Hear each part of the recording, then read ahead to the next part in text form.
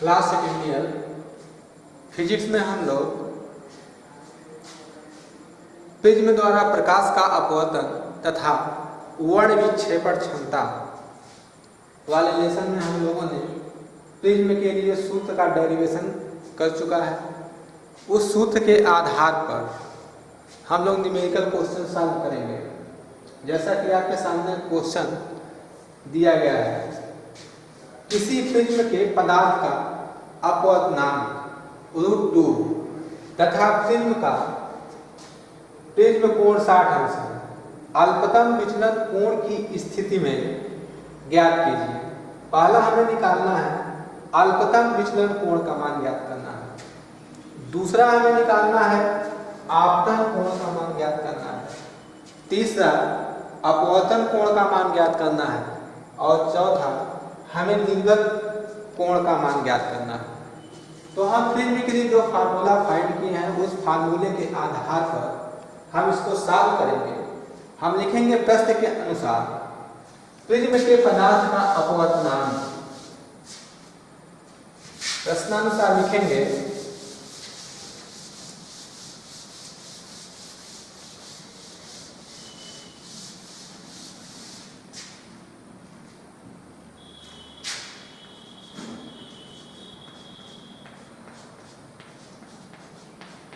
प्रश्न के अनुसार प्रिज्म के पदार्थ का अपवर्तनांक। प्रिज्म के पदार्थ का अपवर्तनांक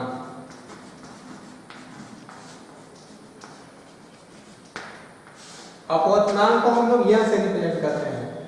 अपवर्तनांक n बराबर √2 दिया गया है तथा प्रिज्म कोण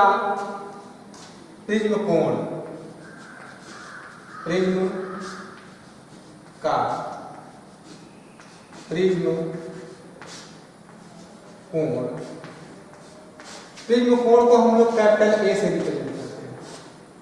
कैपिटल ए बराबर दिया है 60 अंश दिया है। तो हमें निकालना है अल्पतम विचलन कोण का मान हमें ज्ञात करना है। तो सबसे पहले हम अल्पतम विचलन कोण का मान ज्ञात करने के लिए अल्पतम विचलन कोण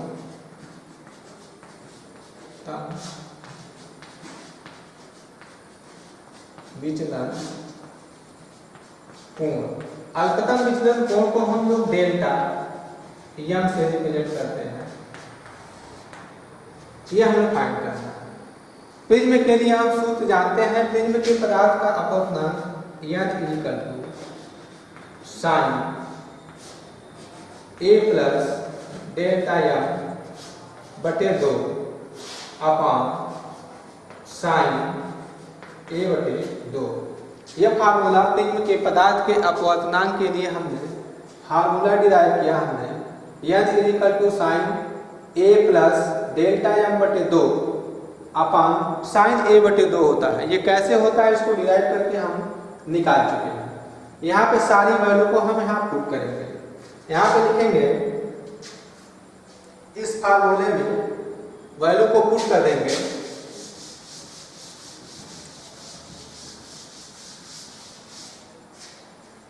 n के जगह पे √2 लिखेंगे। प्रिज्म के पदार्थ का अपवर्तनांक √2 दिया हुआ है। लिखेंगे साइन प्रिज्म कोण a के जगह पे 60 अंश प्लस डेल्टा m बटे 2 अपान साइन 60 अंश बटे 2। a की वैल्यू दी गई है 60। इसको हम सॉल्व कर देंगे। यह हो जाएगा √2 बराबर साइन 60 अंश प्लस डेल्टा m बटे 2 बटे यह आपका साइन 30 अंश हो गया। क्रॉस मल्टीप्लाई कर देंगे। √2 साइन 30 अंश बराबर साइन 60 अंश प्लस डेल्टा m बटे 2 हो गया। अब हम क्या करेंगे, साइन 30 अंश की वैल्यू रख देंगे। साइन 30 अंश की वैल्यू होती है 1/2 अंडर रूट 2 और साइन 30 अंश का मान 1/2 होती है वैल्यू। ये हो गया।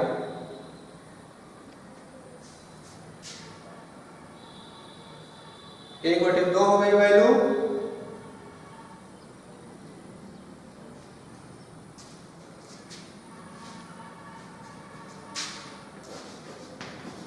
साइन 60 प्लस डेल्टा एम बटे 2। तो ये हो गया अंडर रूट 2 इंटू 1/2 साइन 60 अंश प्लस डेल्टा एम बटे 2 हो गया।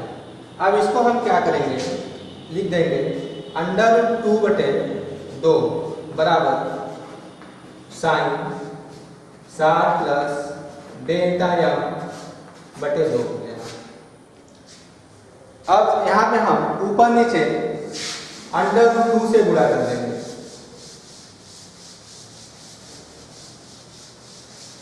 अंडर रूट 2 से ऊपर नीचे गुणा करेंगे तो हमें मिलेगा अंडर रूट 2 गुणे अंडर रूट 2 अपॉन 2 रूट 2 मिल गया। ये बराबर हो जाएगा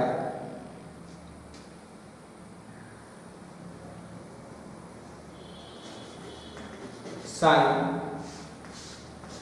60 प्लस डेल्टा एम बटे 2 हो गया। ऊपर का गुणा ऊपर करेंगे तो यह हो जाएगा 2 हो जाएगा 2 रूट 2 हो गया। ये हो गया साइन 60 प्लस डेल्टा एम बटे 2 हो गया। 2 से 2 कट गया। 1 बटे रूट 2 1 बटे रूट 2 बराबर साइन 60 प्लस डेल्टा एम बटे 2 हो गया।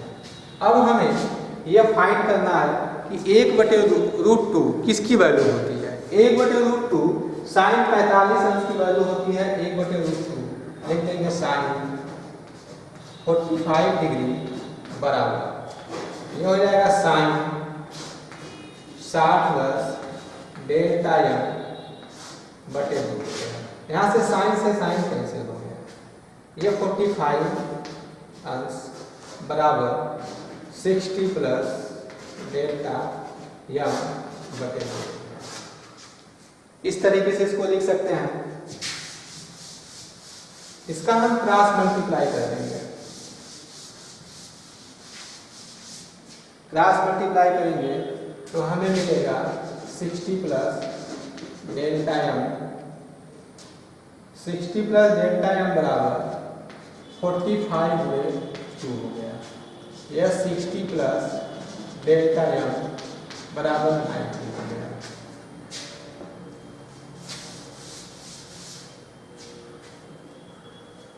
यहाँ से होगा डेल्टा एम बराबर 90 माइनस 60 तो डेल्टा एम बराबर हो गया 30। अतः न्यूनतम विचलन कोण हमारा जो होगा वह 30 अंश का होगा। यह हमारा पहला आंसर प्राप्त हो गया। अब हमें दूसरा आंसर इसका निकालना है। दूसरा निकालना है आपतन कोण का मान निकालना है। आपतन कोण क्या होगा।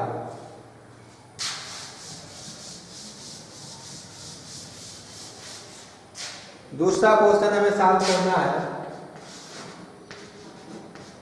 आपतन कोण आई बराबर क्या है। तो आपतन कोण के लिए फार्मूला होता है आपतन कोण आई बराबर यह होता है ए प्लस डेल्टा एम बाई 2 होता है। यह भी फार्मूला हमने जब प्रिज्म के लिए सूत्र हम फाइंड कर रहे थे तो आई बराबर 1 प्लस डेल्टा एम बटे 2 हम फाइंड किए थे। उसके अनुसार आई बराबर हो गया ए प्लस डेल्टा एम बटे 2। तो आई बराबर हो गया ए की वैल्यू दी गई है 60 और डेल्टा एम की वैल्यू 30 अंश दी गई है अपान 2।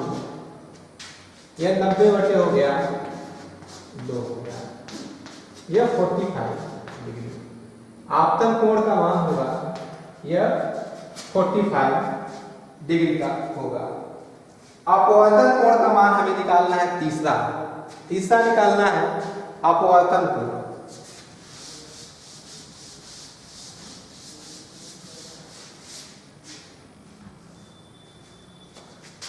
तीसरा निकालना है अपवर्तन कोण। अपवर्तन कोण को हम लोग R से रिप्रेजेंट करते हैं। अपवर्तन कोण की वैल्यू हमें फाइंड करना है। अपवर्तन कोण के लिए R इजिकल टू होता है A/2 होता है, तो R इजिकल टू होगा ये 60/2 बराबर 30 डिग्री होगा। अपवर्तन कोण का मान 30 डिग्री होगा, यह आंसर आपका हो गया। अब हमको निकालना है चौथा निर्गत कोण। आपतन कोण के बराबर होता है निर्गत कोण बराबर आपतन कोण। निर्गत कोण आपतन कोण के बराबर होगा और यह 45 डिग्री होगा। इस तरीके से हम लोगों ने देखा कि किसी भी प्रिज्म के लिए हम प्रिज्म फार्मूले की सहायता से अल्पतम विचलन कोण डेल्टा एम की वैल्यू फाइंड कर सकते हैं, आपतन कोण आई का मान फाइंड कर सकते हैं, अपवर्तन कोण आर का मान हम फाइंड कर सकते हैं, प्रिज्म कोण कैपिटल ए की वैल्यू इस तरीके से हम फाइंड कर सकते हैं। अब हम प्रिज्म से संबंधित दूसरे प्रश्न को हम सॉल्व करेंगे। दूसरा हमारा क्वेश्चन है किसी पतले प्रिज्म से उत्पन्न न्यूनतम विचलन कोण। किसी पतले प्रिज्म से उत्पन्न न्यूनतम विचलन कोण। क्वेश्चन हमारा है 2। किसी पतले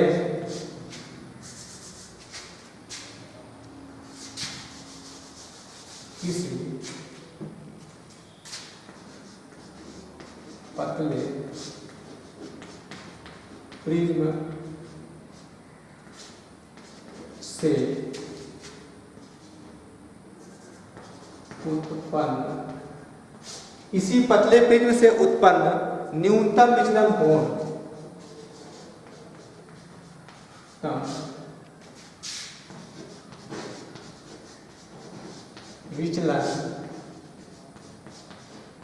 कोण 10 डिग्री है। तो प्रिज्म के कोण ज्ञात कीजिए। तो प्रिज्म के कोण ज्ञात कीजिए जबकि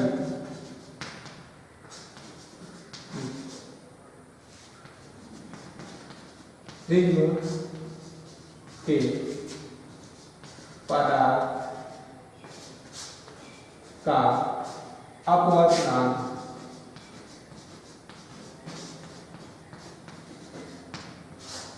1.5 है। यह क्वेश्चन बोर्ड की परीक्षा में 1 नंबर का पूछा जाता है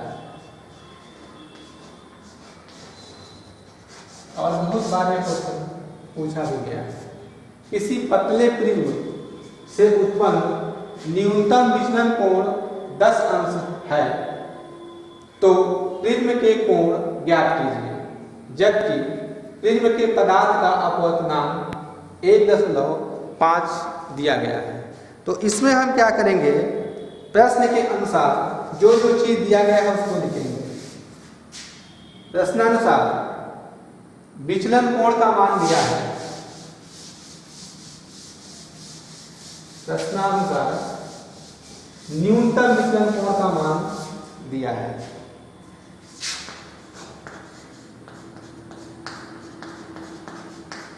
प्रिज्म के न्यूनतम विचलन कोण को हम लोग डेल्टा एम से रिप्रेजेंट करते हैं।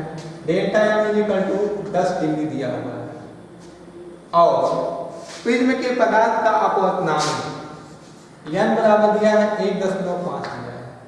हमें प्रिज्म कोण ए का मान ज्ञात करना है। यदि प्रिज्म के पदार्थ का अपवर्तनांक और न्यूनतम विचलन कोण तथा प्रिज्म कोण में संबंध बताने वाला सूत्र हम जानते हैं, delta N is equal to होता है ए इंटू एन माइनस 1 होता है। जब हम लोग प्रिज्म फार्मूले का डेरिवेशन कर रहे थे उस समय हम लोगों ने delta N is equal to A bracket में एन माइनस 1 हम लोगों ने फार्मूले को फाइंड किया था। यहाँ पे हम वैल्यू को पुट कर देंगे। यह हो गया आपका 10 डिग्री बराबर ए का मान हमें निकालना है, एन का मान दिया है 1.5 माइनस 1 हो गया। यह हो गया 10 अंश बराबर ए हो गया 1.5 में से 1 घटा देंगे तो 0.5 हो गया। इसको हम सॉल्व कर देंगे।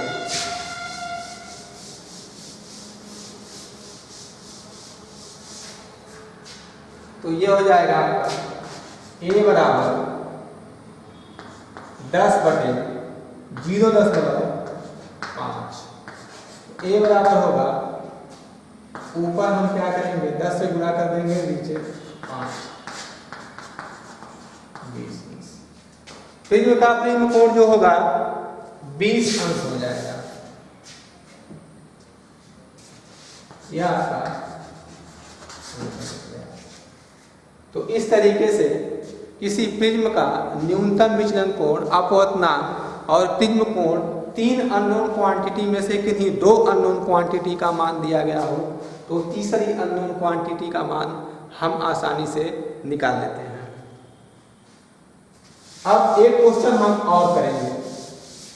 क्वेश्चन हमारा है, यदि प्रकाश की एक किरण वायु से कांच के पृष्ठ पर, क्वेश्चन हमारा है क्वेश्चन, यदि प्रकाश की एक किरण, यदि प्रकाश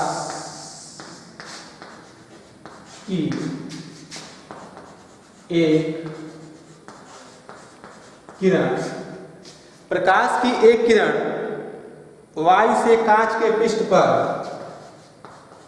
वायु से कांच के पृष्ठ पर, वायु से कांच के पृष्ठ पर 45 अंश पर आपतित हो, 45 अंश पर आपतित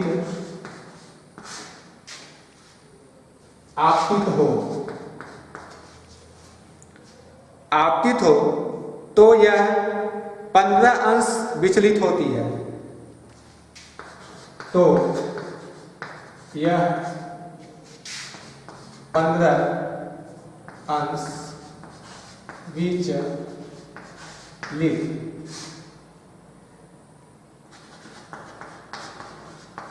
होती है, 15 अंश विचलित होती है। कांच वायु पृष्ठ के लिए, कांच वायु पृष्ठ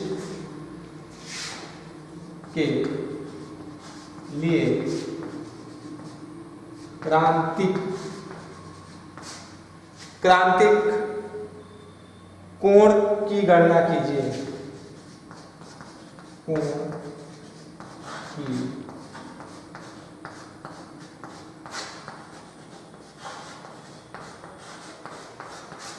यह हमारा क्वेश्चन है। यदि प्रकाश की एक किरण वायु से कांच के पृष्ठ पर 45 अंश पर आपतित हो तो यह 15 अंश विचलित होती है। कांच वायु पृष्ठ के लिए क्रांतिक कोण की गणना कीजिए। यह भी क्वेश्चन बहुत ज़्यादा इंपॉर्टेंट है और यह परीक्षा में कई बार पूछा भी गया है। तो हम विचलन कोण का मान ज्ञात करेंगे। प्रश्न के अनुसार हम ज्ञात करेंगे। प्रश्नानुसार दिया है, प्रश्न के अनुसार आपतन कोण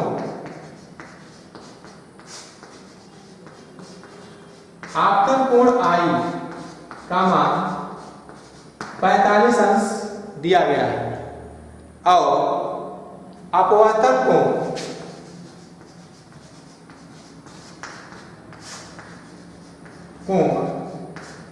R का मान ये 15 अंश दिया गया है। तो हम विचलन कोण का मान विचलन कोण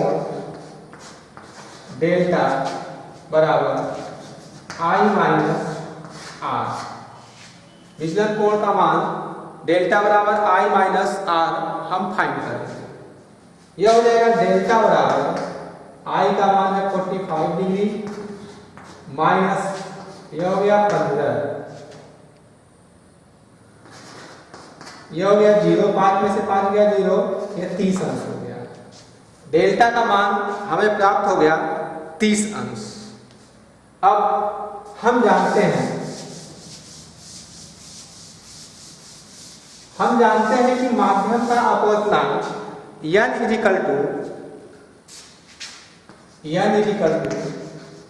sin I upon sin R होता है। स्नेल के नियम से,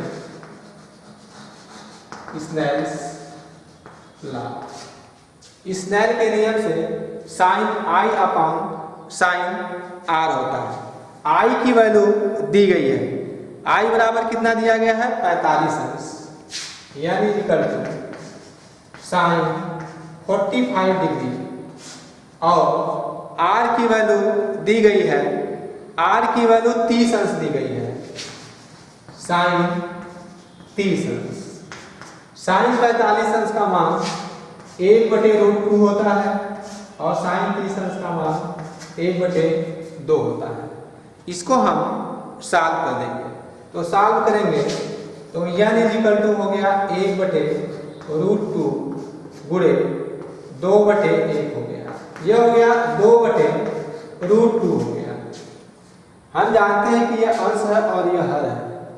हर में कभी भी कड़ी नहीं होनी चाहिए, तो हम क्या करेंगे, ऊपर नीचे √2 से यह हर में कड़ी को हटाने के लिए, खत्म करने के लिए ऊपर नीचे √2 से हम गुणा कर देंगे, तो इसके मान में कोई परिवर्तन नहीं होगा। तो यह हो गया 2/√2 गुणे √2/√2 से गुणा कर देंगे। तो इसका जब इसमें गुणा करेंगे यह इससे कट जाएगा, हमें n फाइंड हो गया √2 हो गया। प्रिज्म का अपवर्तनांक n हमें फाइंड हो गया √2 हो गया। अब हम जानते हैं क्रांति कोण n होता है 1/sin c। माध्यम के अपवर्तनांक और क्रांति कोण के बीच में जो संबंध होता है n 1/sin c होता है। यहां से हम लिख सकते हैं sin c बराबर 1/n। तो यह हो जाएगा sin c बराबर 1/√2 हो गया, यह हो गया sin c और 1/√2 sin 45 अंश का मान 1/√2 होता है, sin से sin कट गया, c बराबर हो गया 45। यह हमारा हो गया आंसर। ये क्रांति कोण का मान 45 डिग्री हो गया।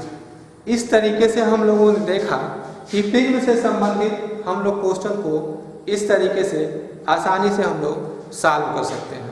Thank you.